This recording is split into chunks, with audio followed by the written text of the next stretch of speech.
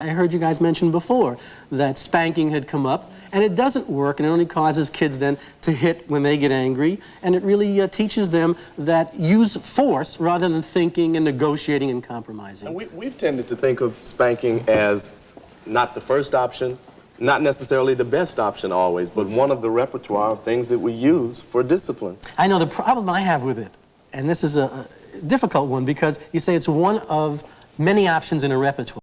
But when do you stop? Suppose you spank a kid one little spank. People usually say to me, well, suppose I just give her a little spank on the bottom. Suppose that doesn't work. And if that's really like the last resort, what do you do then? 2 spanks, 3 spanks, 4 spanks?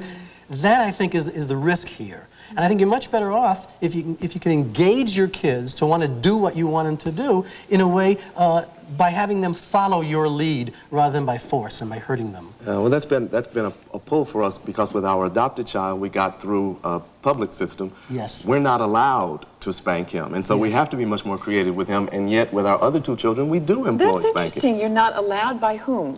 But we adopted our child through a wonderful program called One Church, One Child that tries to get black children from the system into the homes of families in black churches. And one of the stipulations is many of these children being abused in their background is that you're not to apply. They don't want to take a chance that that's going to happen again. Right. Yeah. Right. I might mention something before. You were talking about symptoms. You know, the child was talking about being a hypochondriac. Yes. Now, sometimes that's like a disguised way of complaining about something. Absolutely. Yes. And I think what you do is you don't have to overdo it. I know you're a good mom and you want to talk about it and help her and you don't want her to feel bad. You don't have to make a big to-do about it. You can kind of say, okay, your tummy's okay, give her a little kiss and say, that's fine. Now let's get to do what we have to do. But at the same, but I want to also change your way of dealing with it also. I don't think you should shut her up, because sometimes when kids complain about physical symptoms, they really need an opportunity to talk about their dissatisfactions, what's bothering them, and they need a chance to vent some of their And that's okay. It's just that I tend not to want to reinforce the hypochondria. I understand so that. I don't engage in that, and yet I'm very interested in wanting to hear about the other. I understand that. Now, yeah, and before you guys were talking about some concerns you had. Now, parents don't have to agree with each other 100% of the time. You know, just the way your kid knows, when they go to grandma's, they talk grandma talk, you know, their party manners, they go to kindergarten, they talk the way they're supposed to in school. At home, they can learn that they deal with each of you a little differently. And boy, do they learn quickly. Colin learned that one so fast. Yeah, the only trick is that you guys don't get into a hassle with each other over it. So if you're going to be at a disagreement over a particular instance right here and now, I have a good solution for you. Just say, hang on, time out for us for a second. Let's go inside just for a quick second. The 2 of you put your heads together and say, hey, look, rather than fighting this out in front of the child, which is very upsetting. Yeah, which we do. What should we do? Yeah. Yeah, we try and always get together. With Aubrey, our 5-year-old, she's Academy Award-winning material. It's not, she doesn't even go for the sickness. She's obvious. Yesterday was a really good example. I said, Aubrey, you cannot have any dessert until you finish your dinner. Well, I can't believe that you're telling me to do this.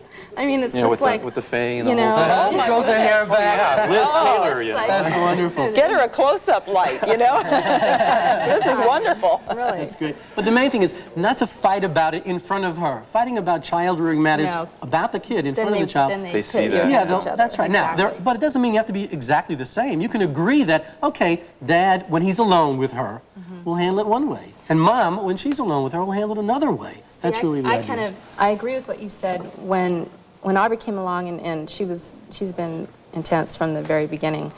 I knew that there had to be another way other than spanking, and I came from the house, I was abused. So, you know, I knew that I didn't want to go in that direction.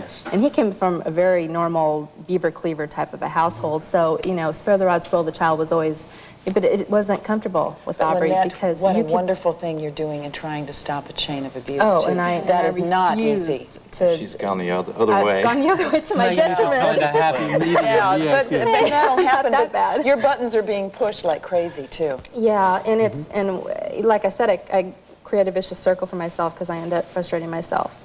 But you So know there's what? got to be another way. What I wonder, though, is, Dr. Balter, when you mentioned that in private, Mommy may do it one way, Daddy does it another way, is that not confusing for the kid? The same way if you're teaching a kid to talk 2 languages and one parent talks French, the other speaks English, you know? Kids learn that when I'm with Mom, great, I can hang out a little bit in the kitchen and do this kind of stuff. When I'm with Dad, he wants me to toe the mark. It's okay. They learn how to do it. They don't get confused about And that. they still can be taught to go on and do what's necessary As with long as either parent. follow the rules, right? Stick to your rules. That's the main thing. And boy, that's hard too. Yeah, that's the Yes, thing. that is Follow the through. Consistency.